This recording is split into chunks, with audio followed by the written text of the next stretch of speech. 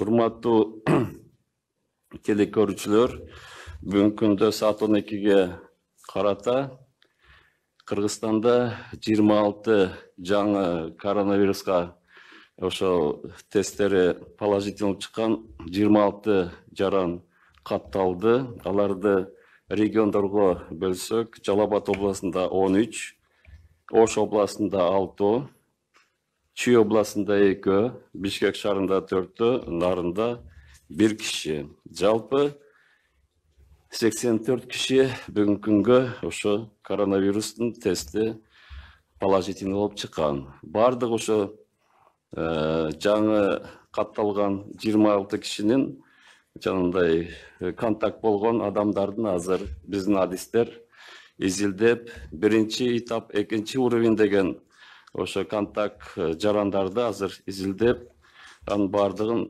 обсервация жана үй карантинине азыр жайгаштырып атабыз. Ошол жанагындай коронавирус деген диагноз коюлгандан кийин ошонун ичинен азыр ооруканада бардыгы жатат. Ошонун ичине 3-өө оор акыбалда реанимация бөлүмдөрүндө, 2 Өзгөн районунда, 1 Сузак районунда. Биздин биринчи кеткен медициналык бригада аларга күнүнкү 24 саатта ошо жардам берип атат. Анан кийин биз эртеден баштап дагы 14-15 кишини атайы пульмонологдор, жугуштуу оорулар адиси жана реаниматологдорду ошо азыр түштүк кичине акыбал кичине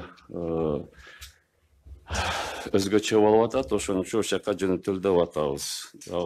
Адистер даяр.